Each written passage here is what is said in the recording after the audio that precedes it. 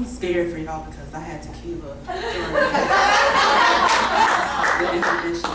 Yeah, I did, because, that's part of my recovery journey. So, don't judge me. Just, So, Aaron doesn't know, but tonight was a huge test for me because this is as much as I've shared my story, this is the first time where I really feel like I'm sharing for myself. Most of the time it's for other people, and I'm asking, what does the room need to hear? But I really had to ask myself, what is it that I need to share about me? I am a chronic mask wearer. Chronic. I mean, if that was a disease, I have it full-fledged and I need the antidote.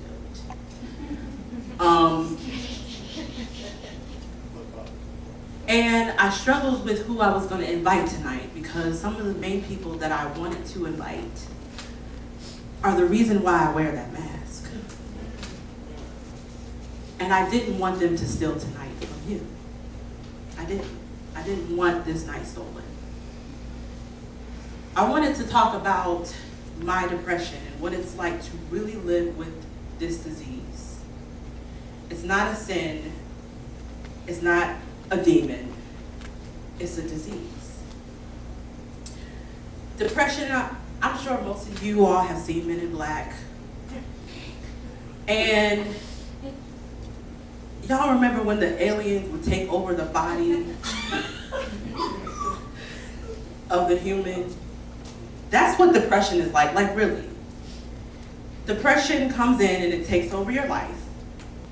All the things that you are interested in and all the things that you would naturally be motivated to do and all the people that you love, that you want to hang out with, it takes over, and none of that stuff is fun.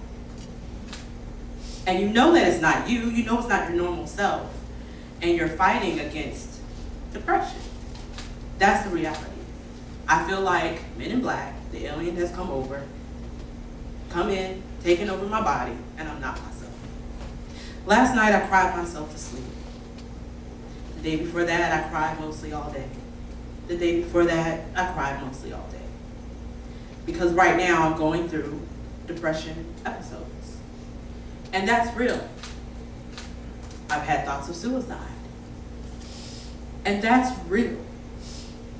And I can't help somebody. I can't even help myself if I'm not telling the truth about what's going on with me day to day.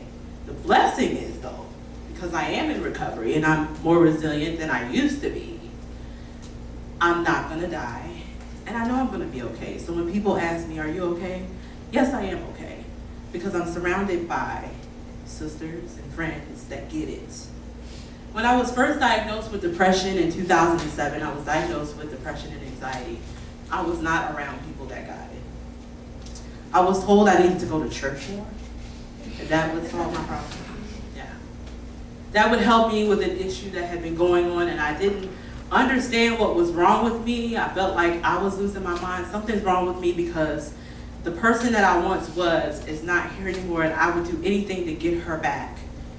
And finally, I heard somebody talking about symptoms that sounded like mine, and they said, you need to go to a therapist. Now, y'all know anything about,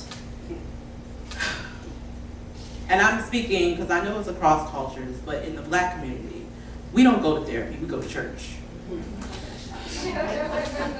I mean, that's the truth. We don't go to therapy, we go to church.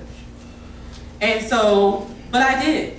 I probably was the first person that I know of, especially on my mom's side of the family, to go to therapy for their issues.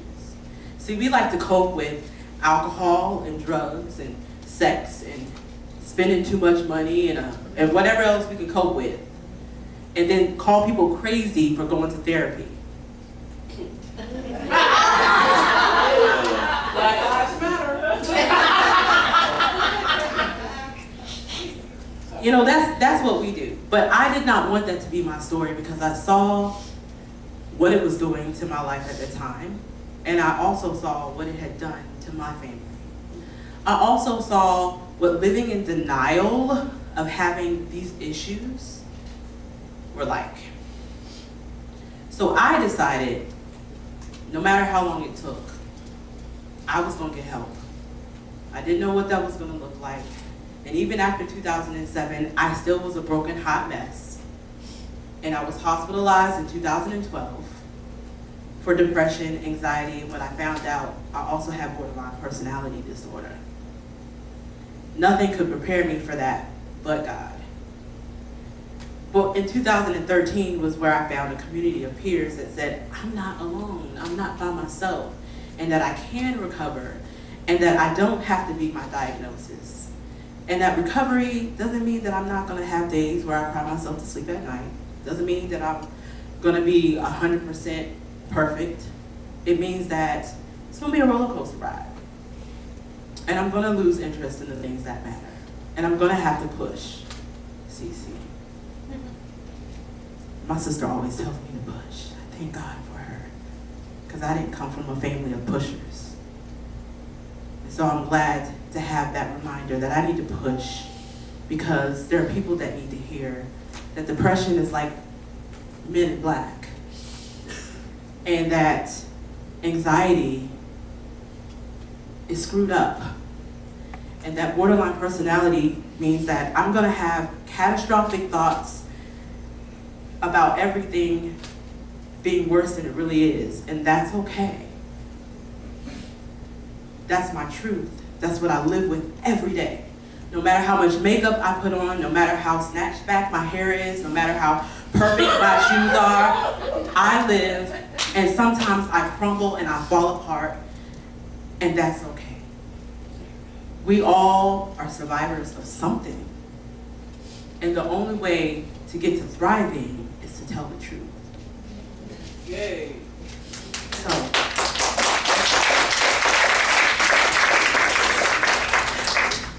that's my story that I want to share tonight. And I thank you for letting me have that.